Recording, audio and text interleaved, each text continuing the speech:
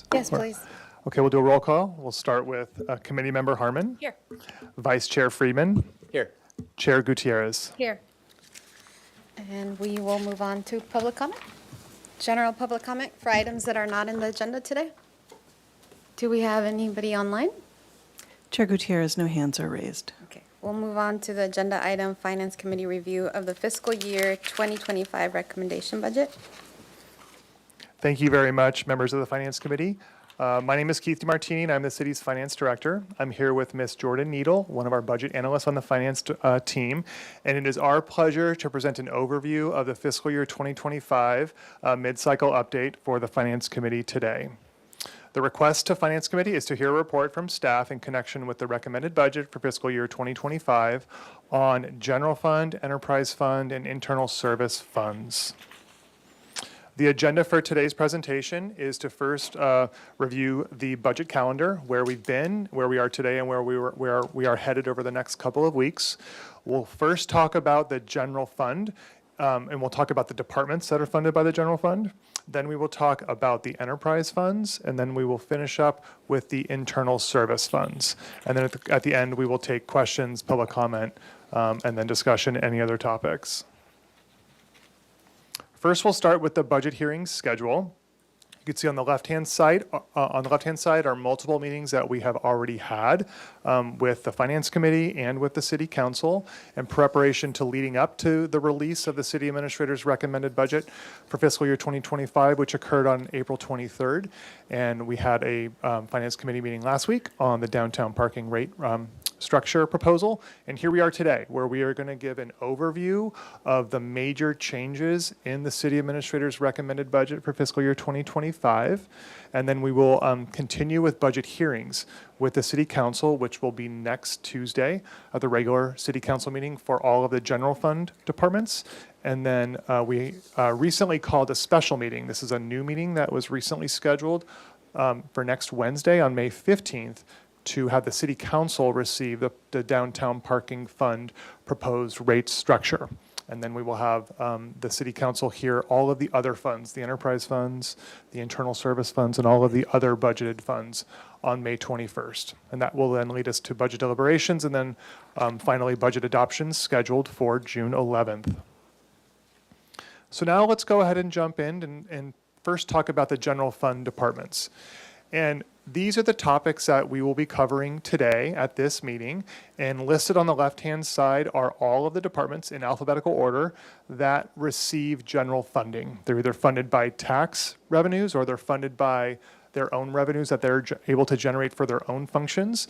On the right-hand side is sort of the common themes that you will see across many of these departments in regards to fiscal and budgetary challenges that they may have.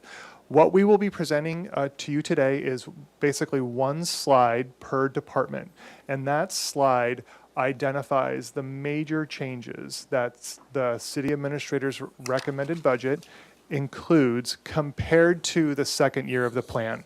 Again, so you'll only see a couple highlighted items on each slide, and that really is the focus of today's presentation.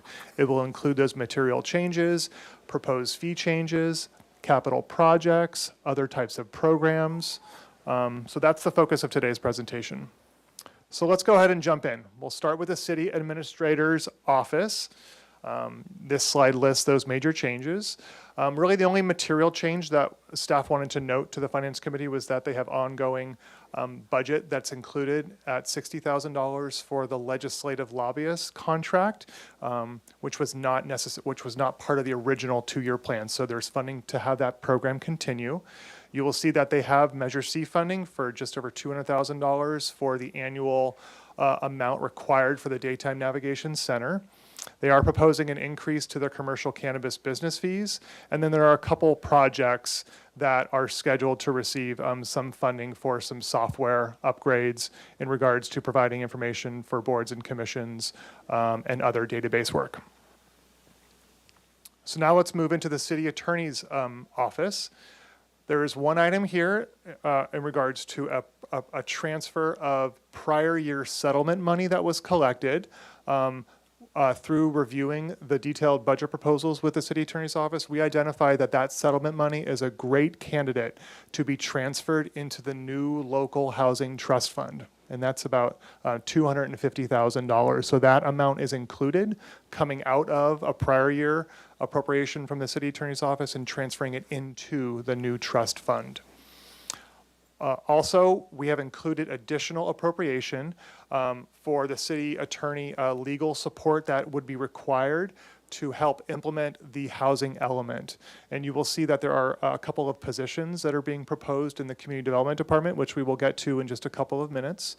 But this is in light of, there will need to be coordination between legal staff and community development staff in order to implement various sets of ordinances and other programs. Also, per direction that council gave to staff just a couple of weeks ago during the short-term rental program update that was given, we went ahead and are going to recommend an adjustment to what is included in the budget already to be able to allow for appropriation for that enforcement program to continue as an ongoing program in the city attorney's office. That will mean that we will be able to actually deappropriate some of that one-time money that council appropriated when the program was initially established. That money will go towards staffing to continue with that enforcement program. So now moving on to community development. I just mentioned earlier that in conjunction with the city attorney's office, they are proposing 2 new project planners to be able to work on the housing element implementation. It's really important to note that they are able to fund the costs of those positions through identifying additional expenditure reductions and also the cost being able to be recovered by additional revenue growth that they are projecting. And so it's not just a pure net ask. They're able to cover those costs through those 2 mechanisms. They have also identified $100,000 of previously received in lieu fees to be able to transfer those funds into the local housing trust fund as well. So in total, staff is proposing to transfer $350,000 from prior year sources into the local housing trust fund in fiscal year 2025. There are also some wholesale fee changes being proposed in community development, mostly for planning and building and safety fees at 5% of an increase, which will generate approximately $340,000. And there are a couple new fees that are in the proposed master fee schedule.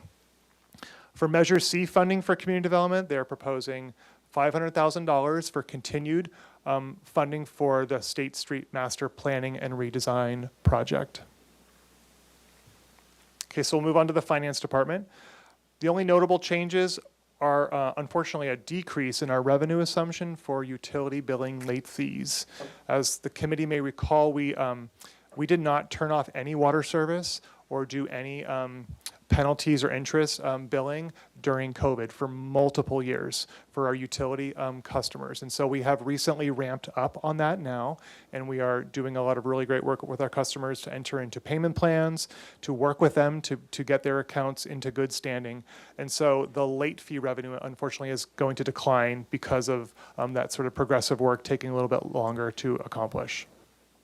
Also, we are seeing some of our costs related to our professional services for our auditor, our actuarial reports, advisory services, the contracted services that we require going up, again, just with inflationary factors. The finance department is proposing 1 fee in fiscal year 2025, and that is to implement a 4% credit card processing fee that could apply to all fees in the master fee schedule. And so this fee is in line with council's recently adopted cost recovery and revenue policy to try and recover our costs for providing services. It's important to note that citywide, we pay about $1.3 million annually just in credit card processing fees alone. Now, the credit card processing fee may not apply for every transaction. For example, in downtown parking, to apply a 4% on a $2.50 hourly rate doesn't really make a lot of sense. And so we would work through a process to implement this for fees where it would be appropriate. Also, there is an option for people to pay in other ways, such as using their bank card or potentially writing a check, or even paying in cash sometimes. And so this doesn't sort of preclude people in paying in other ways. So move on to the fire department. The fire department is seeing quite a lot of increase of their operating expenses, primarily from their salaries, health benefits, pension costs, overtime, and that continues to be a trend with the fire department. No, there are no other sort of notable operational changes for the department. They're also proposing fee increases as well, similar to community development at 5%. Again, that's to sort of cover the CPI indexing assumption for inflationary costs of what it takes to recover those costs for the services. For Measure C funding for the fire department, this $370,000 was first implemented back in 2024. Historically, for fire, police, parks and recreation, and the library, it was really challenging to make sure they had adequate budget to be able to replace their equipment, sort of their heavy-duty equipment. And the decision was made to have Measure C fund their equipment replacement going forward, which is a really great use of Measure C. And so that is an annual amount that is planned to continue. And then a new expense in Measure C in fiscal year 2025 for $850,000 is the city's annual contribution for the regional dispatch center. And so this is a large amount of money, so planned in fiscal year 2025 going forward. And we would hope that in future budget cycles, we could consider this expense moving back into the general fund because it is more of sort of an annual operating contribution.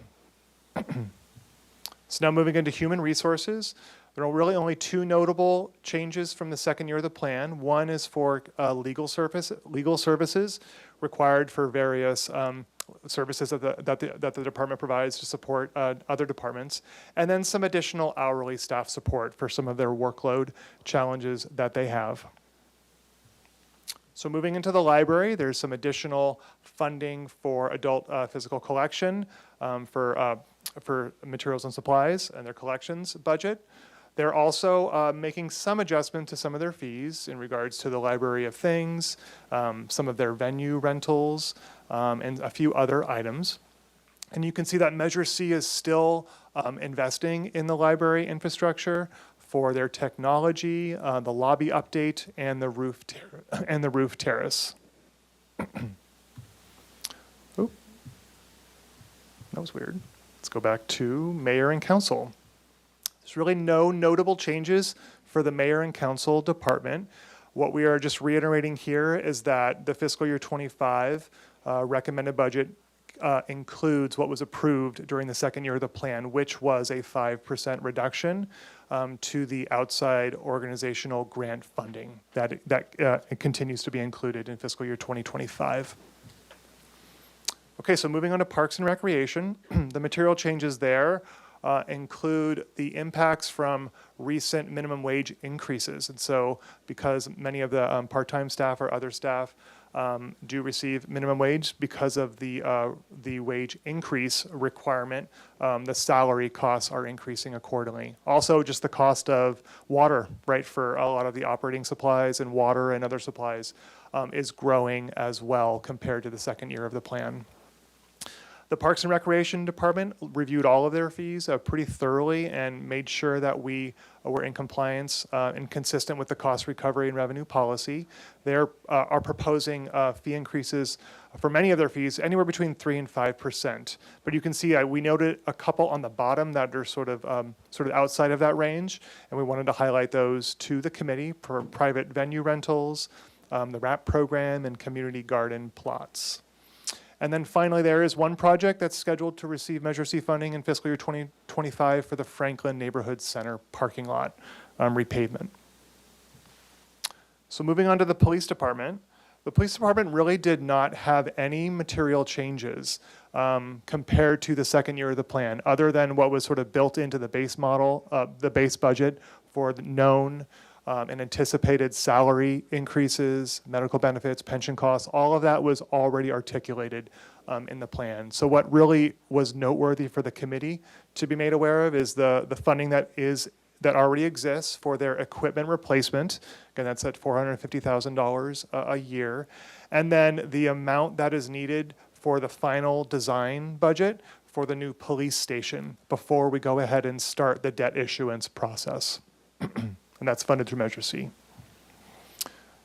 So moving on to Public Works, material changes for Public Works includes the final staffing changes to be able to consolidate the engineering staff within sort of one major group within Public Works. And that's noted here under the first bullet for engineering.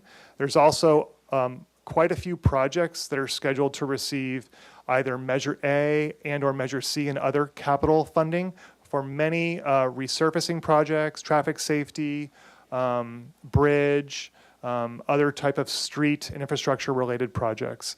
And they are planning to update a number of their engineering and transportation planning fees as well.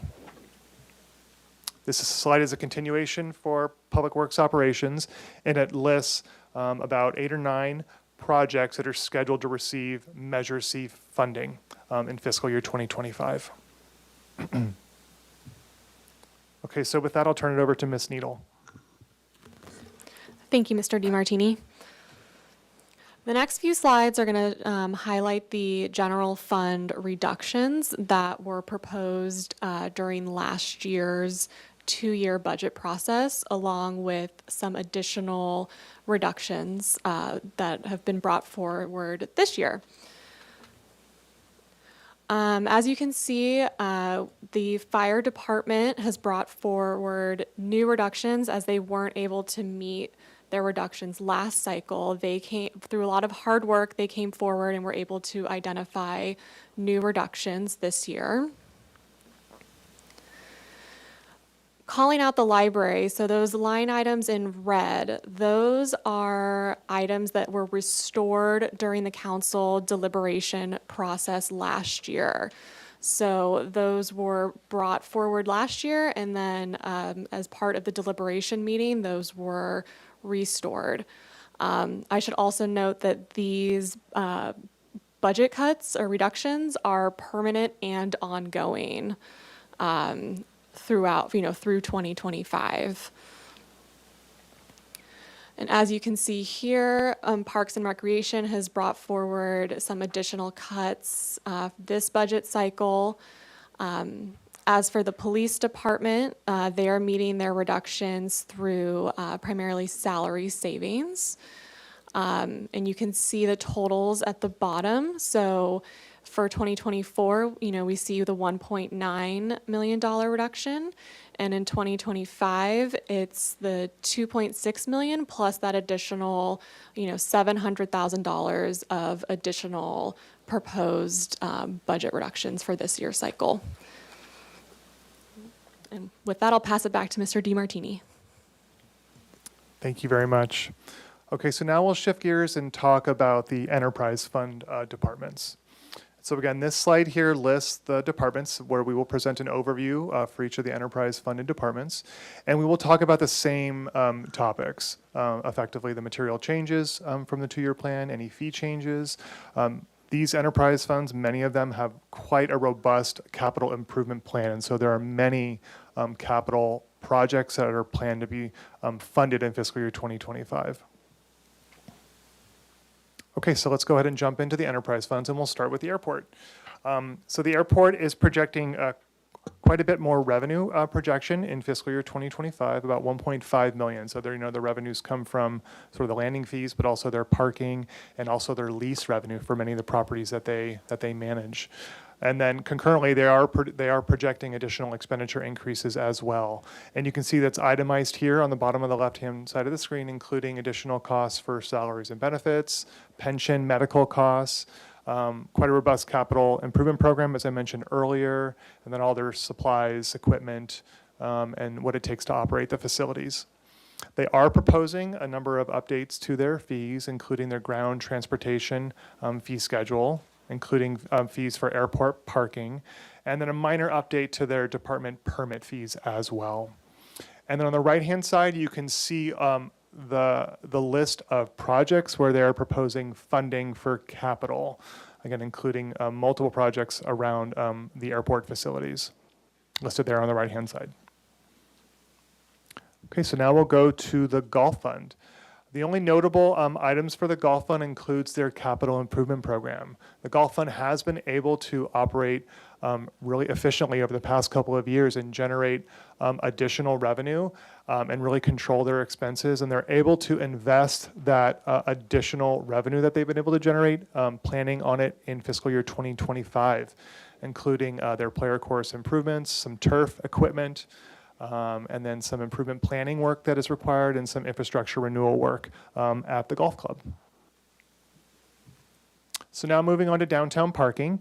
We had a very robust conversation with the Finance Committee last week in regards to downtown parking's rate structure proposal, and we'll have another robust conversation next Wednesday with the full City Council. And so this slide, again, just kind of summarizes the major components of the rate structure.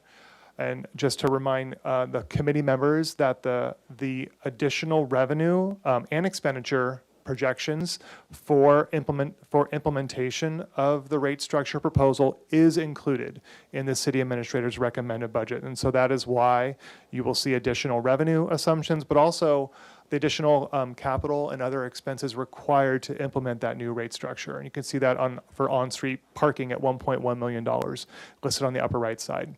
They also have some notable changes in regards to their credit card processing fees, some utility fee increases for electricity, and then the options that are being proposed that we reviewed thoroughly last week are listed here in the middle column for options 1 and option 2.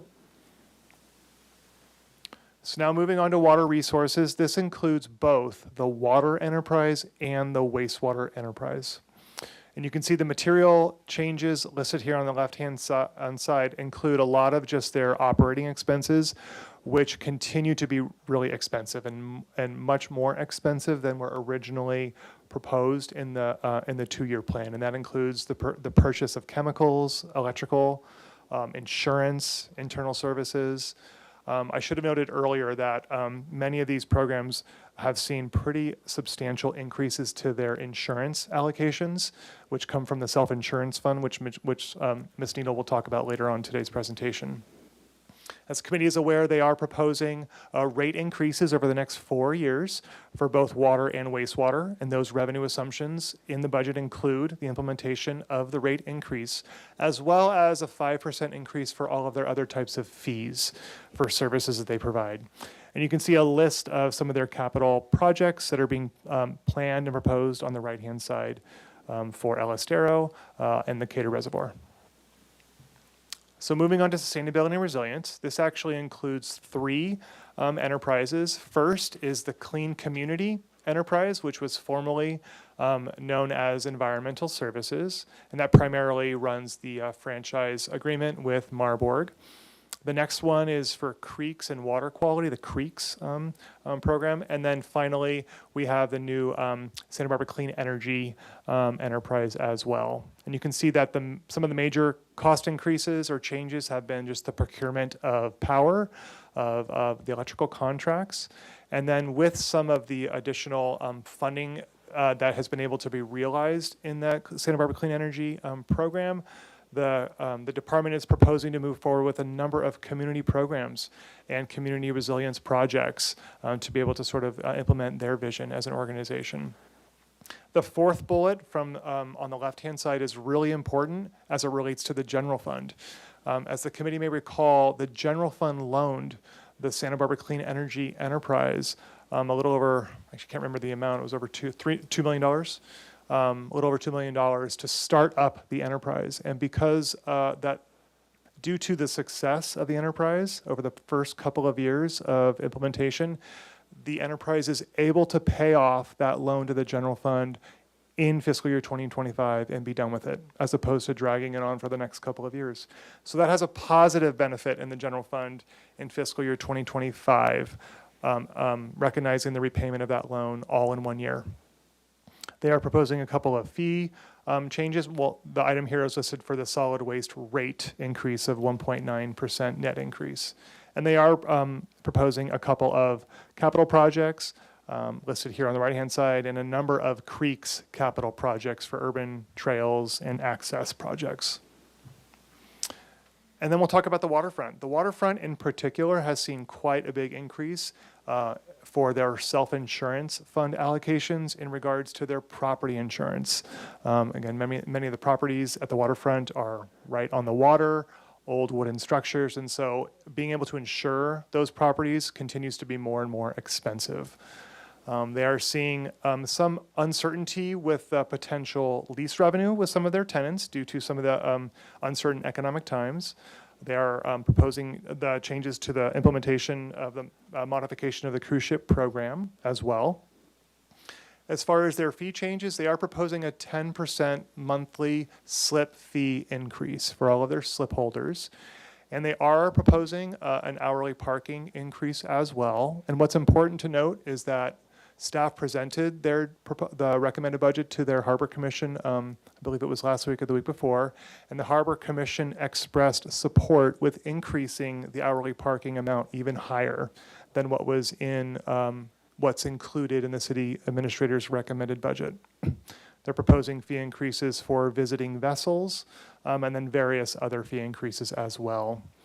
The waterfront, again, as an enterprise, has to generate enough revenue to implement and improve their infrastructure and their capital. And you can see many capital improvement projects are being planned for fiscal year 2025 using that additional revenue. So with that, I'll turn it back over to Ms. Needle. Thank you, Mr. DiMartini. We'll be going through the internal services funds. These are funds that the city, operates to ensure that, IT, not IT. Oh, yes, IT.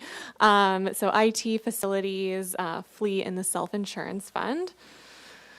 So first off, information technology. Some of the major changes include adding a network analyst from the library. There's also some reclasses needed to, make sure that they have the appropriate personnel to run their department. Should also note that they have absorbed the electronic communications from Public Works, and I'll touch on that in the next slide as well. They have several capital projects related to infrastructure, telecommunications, application businesses, and the Fire Station 1 data center upgrade. Moving on to facilities. Facilities has some material changes to FY25.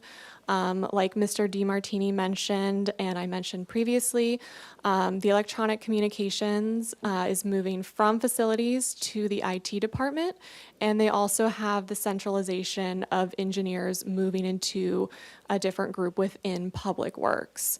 They also have some storm remediation and recovery projects for $700,000. For Measure C, they have the facilities master plan for asset management and some software upgrades. They also have some remediation and minor renewal for Parks and Rec and purchasing buildings.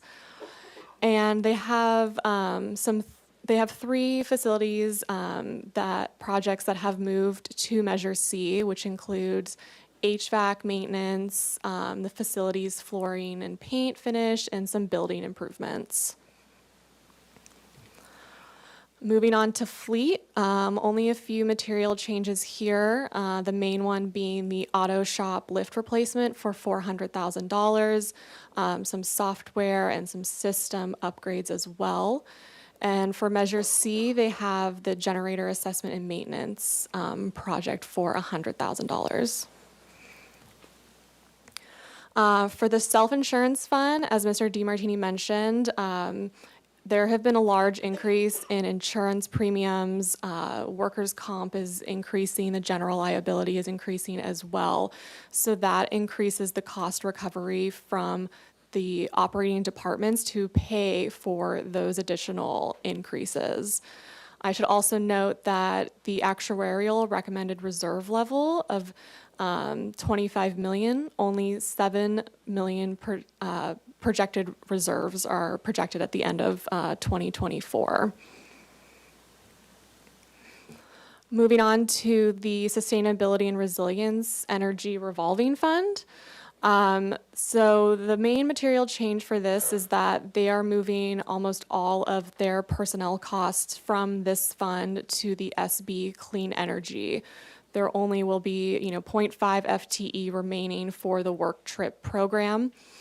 And they have a few increases for, mainly internal charges for utility management, employee alternative transportation. The internal charge for energy management is actually being eliminated. And some increases to the rideshare program as well. And with that, here are some important links that we included in the presentation. So you have the budget webpage, the online budget book that was presented at council during when the budget was presented, and the master fee schedule. And so just, back to the beginning, the request to the Finance Committee to hear a report from staff in connection with the recommended budget for fiscal year 25 on the general fund, enterprise funds, and internal services funds. And at this point, we'll take your questions and comments. Thank you. Thank And before we open up to questions, Chair Gutierrez, I want to make a comment that we do have staff here and available from each of the city departments that we presented today, and they are here to help answer questions if the committee has some. Thank you so much. Thank you. Questions? Yeah. All right, thanks. Thank you, Chair Gutierrez. I have a few questions. I'll try to get them in order of the slides here. First is for the redesign, or slide 9, on with the 500,000 on the master planning process. What's that going towards? Good afternoon, Chair Friedman, James Hamilton, Community Development Business Manager. So the 500,000 of Measure C funding, is that the question? Yes, sir. Yeah, that is pretty much entirely to fund 2 FTEs that support the State Street Master Plan implementation. So the State Street Master Planner and the State Street Project Planner. Okay, thank you. So it's the work that's been currently going on, just allowed to continue. Yes. Okay, thank you. Next slide, I'll try to go through these quickly. Library, and then that'll be followed by ATP grants. I'll try to give you a little bit of a warning here. On the library, 2 questions, well, 3. So slide 13 here, and then on slide 18, but it just showed that the Central Library and the East Side are continue to be open, so those are still proposed to be open this coming year. They're not slated to be reduced in hours. Good afternoon. Good afternoon, Committee Member Friedman, Christina Hernandez, Library Services Manager. That is correct. Central Library and East Side Library will still be open for their current hours through fiscal year 25. Great. And then to this slide, one on the Central Library roof terrace renovation, what is that 200,000 going towards? For design, the upper level patio has been closed for a number of years, over 10 years, due to water damage as well as its many tripping hazards for the public, so it's been closed.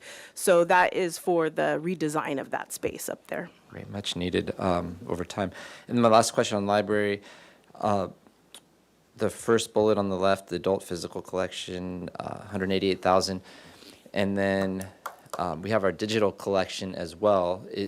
Are we increasing funding in digital or as well, or are we reducing funding? Because that's come up.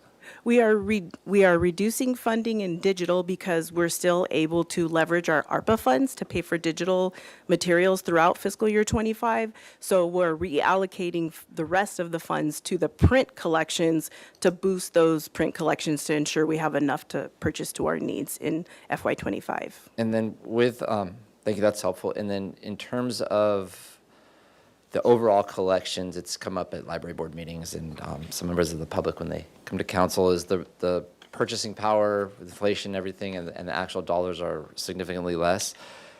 How are we addressing the issue in particular about the use of digital collections from other libraries? Because, not to get into it today, but it is a significant cost when, say, people or residents from Goleta or somewhere else use our digital content. Are we working with their libraries? What are we doing to minimize those costs? We're hoping to have a regional discussion with the county for all of the zone libraries to potentially come together and work on some solutions for regional borrowing of digital collections, as this is an impact to all of our county libraries. And I know members of our library board are currently in discussions now to talk about a potential retreat for all of the county libraries to come together, and that could potentially be the beginning of some of those discussions. Great, and that would be helpful for next year's budget, the 2-year cycle. Thank you. So next was ATP grants, slide 18. So I have a lot of questions. I just want to make sure I understand them. So just real briefly on the ATP grants, there's a lot of matching here. And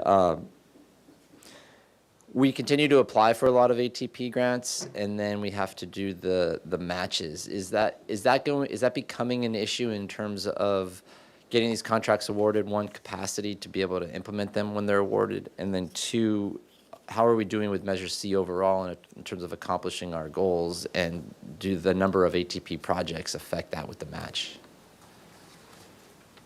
And if you need offline, I'd be interested in that as well, so thanks. Yeah, Committee Chair, Committee Member Friedman. Yeah, I think it's something that we should talk about offline. Michael Pease, Public Works Business Manager. We are doing well at spending the Measure C dollars and do continue to apply for grants, but we can give you more information offline. Okay, and I'm just interested overall in, we have so many of these projects, there's a few that we're applying for that we're not anticipating getting, but if we do get them, then we have to put the match in. So I just want to understand that, especially with some of the pressures coming up on infrastructure investment. Thank you. And then I think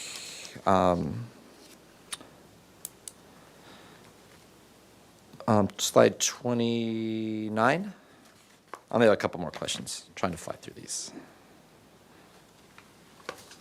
On downtown parking, the question I had on the on-street parking proposal is, we projecting revenue of 1.1 million if we were to move forward with the proposal that's out there. Where in this can we understand what the investment would be needed in terms of capital investment to put all the signage in, to put the new system in to track it, and how much does that cost? Sure. Chair Gutierrez, Councilmember Friedman, the investment for the equipment and other needs in order to implement that is mostly going to be seen under the capital budget and under changes to the capital budget. So under the recommended proposal, we are deferring some of our originally planned capital, but then adding in that additional project. So there is also a portion of that that's going to be represented as additional costs and staffing as supplies, but the large majority of that is going to be seen under the capital budget. Okay, so it's just delaying one project to put this one in over time. That's correct. We'd still be looking overall at a decrease in our capital expenditures for next year. Okay, great, thank you. And then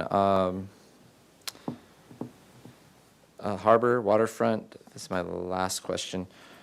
On the proposed fee changes, I just wanted to understand on the 10% monthly slip fee increase, did the Harbor Commission support that? And then Mr. DiMartini referenced that the hourly parking increase of 50 cents an hour. I was unclear by the comments of whether or not the Harbor Commission recommended even higher, or that was the higher recommendation. If you could just clarify those two. Chair Gutierrez, Councilmember Friedman, the Harbor Commission did recommend the 50% increase from no change that staff had proposed for this coming fiscal year. So Harbor Commission recommended the 50-cent increase? That is correct. Okay. And is that budgeted in our budget for down there, Mr. DiMartini, or? I believe that the recommended budget does not include that, because that's not what staff was recommending, but we are letting the committee know that the Harbor Commission is recommending it be higher. And so the way we could deal with that is through budget deliberations. If council would like to entertain the higher amount, then we could go ahead and approve it as part of that process, and then we would increase our revenue assumption accordingly. Okay.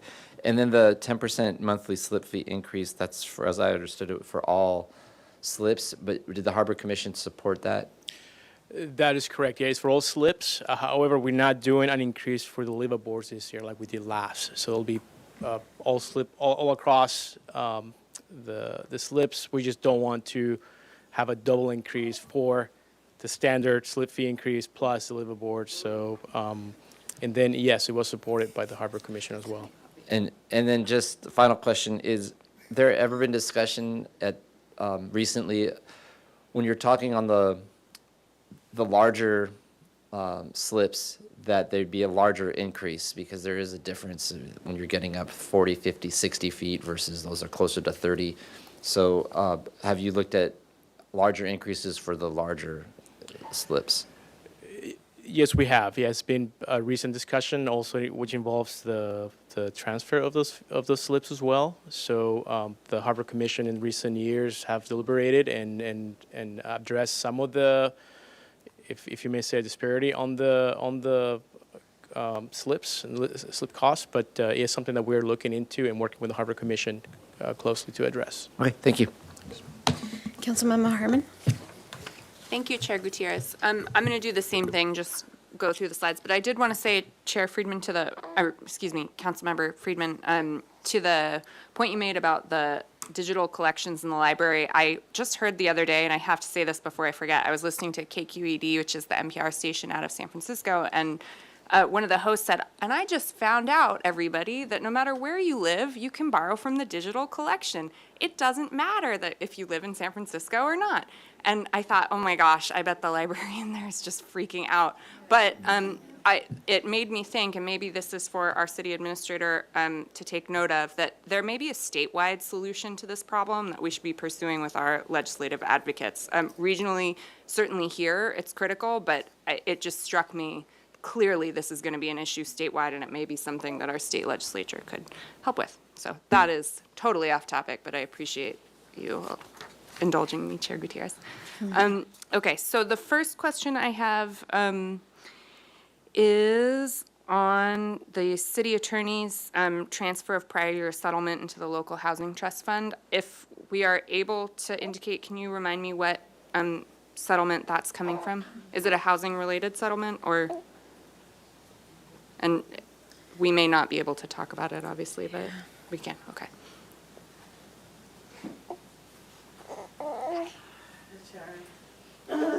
Sorry, I'm sick.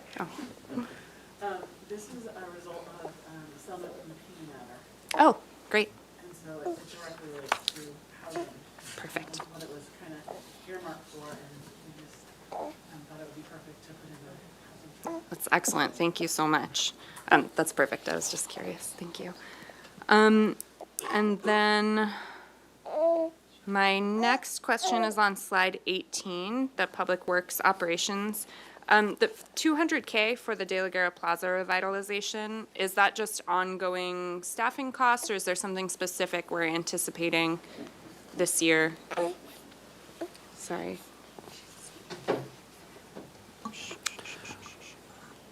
For the De La Guerra Plaza revitalization, it's ongoing funding for that project, nothing specific. Nothing specific. Great, thank you so much. I'll try to do this quickly. He's choosing now to make some noise.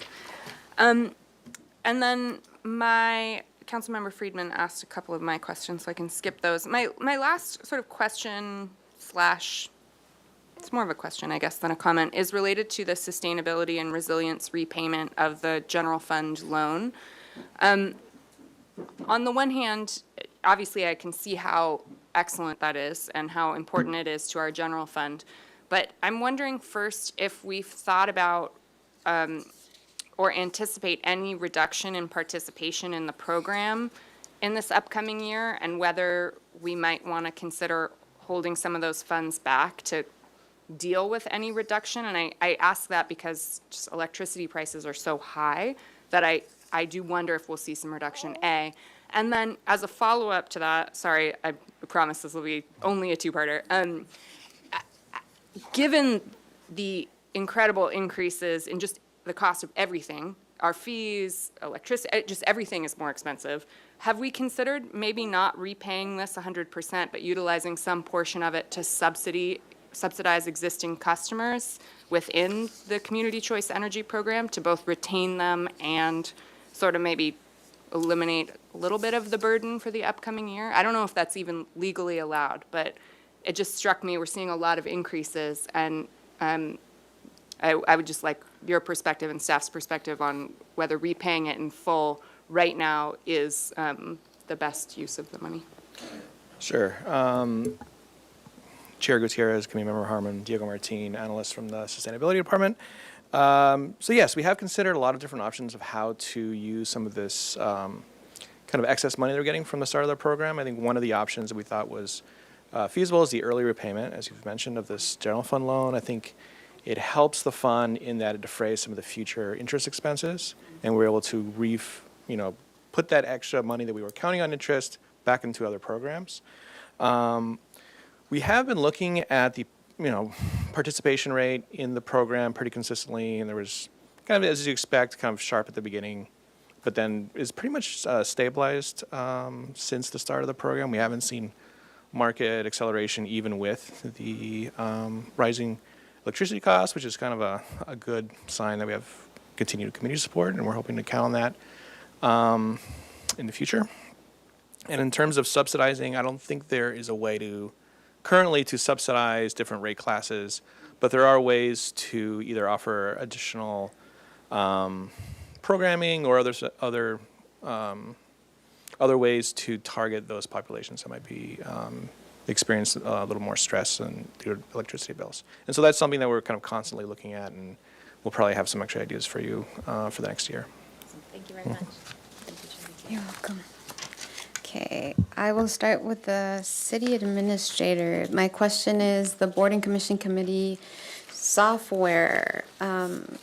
Is there anybody from that department? Okay. Oh.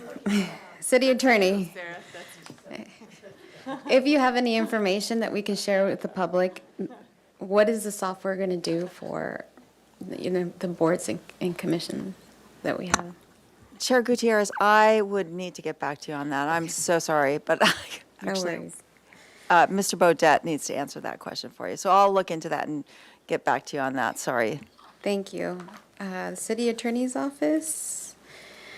Let's see. So the potential position to support the housing element, I know it ties into community development. Could we get more information on how both departments are going to be working?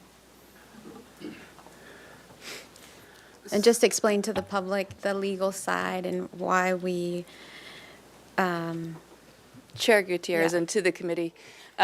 So our workload is directly related to the workload of other departments. So when they are able to increase their workload capacity, we then have to increase ours as well. And so the $200,000 is to fund additional legal help.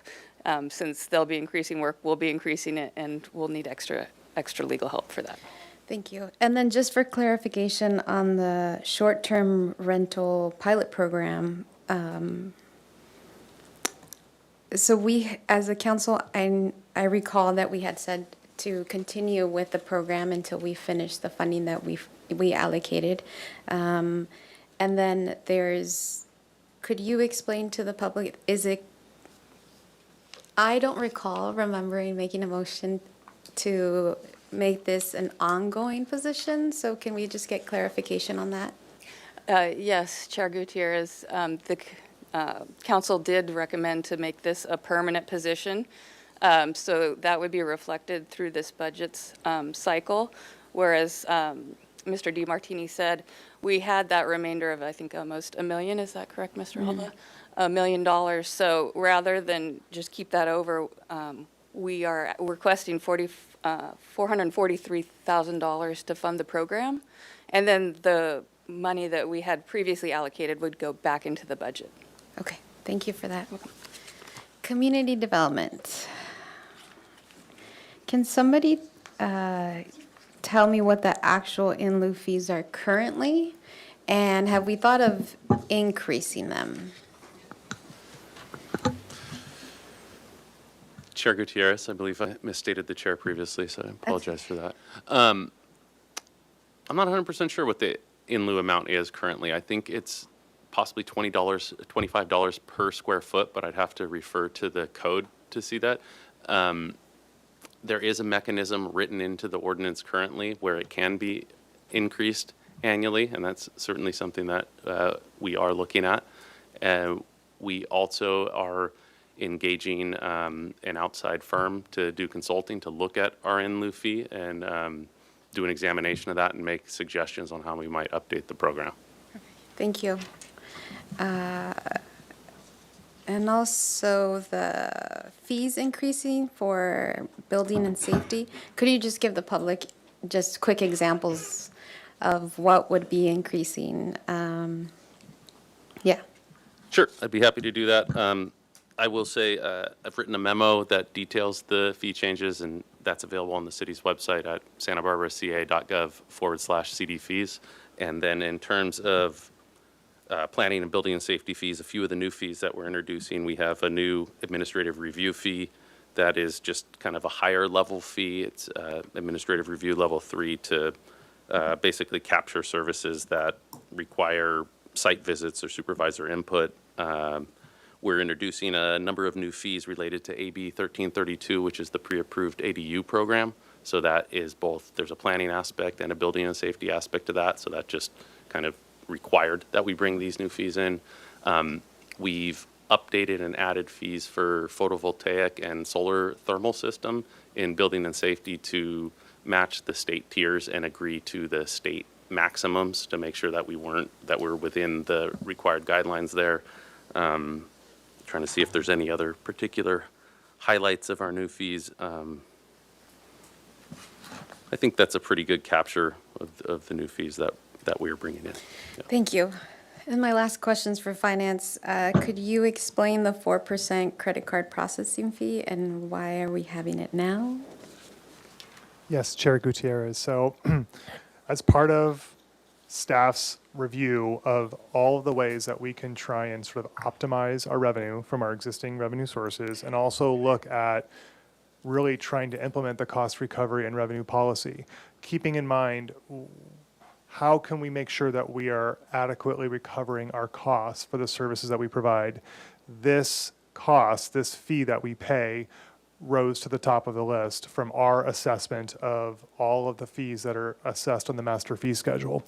When someone pays their slip fee or pays a park and rec program fee with a credit card, there is a cost to the city to pay for the credit card processing fee.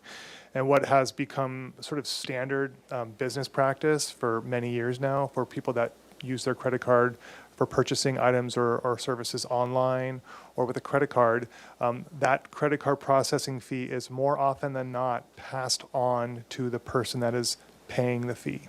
And so it's become more of a standard business practice, not only in government, but across just industry at large, to have the person paying for the service or the item to pay the processing fee. And so that is the purpose of this proposed fee that is before the committee and the city council. Again, as I mentioned, this processing fee may not apply to every type of fee or transaction, but putting it in the master fee schedule allows it to be assessed and be implemented. And again, this doesn't, an individual that wants to pay for a service or an item can choose how they would like to pay, right? As I mentioned earlier, they can pay with a bank card or a check, in which case they would pay no extra amount. And so if they choose to pay with a credit card, that's when this processing fee would apply. Thank you. Mm-hmm. Yeah, go ahead. Thank you, Chair Gutierrez. Just a quick follow-up on that. So the 4%, typically, like in commercial transactions, you see like 2.9, 3.2. Are we getting 4% because we've aggregated all the fees, including ones we're not going to charge, and that's how we get to 4?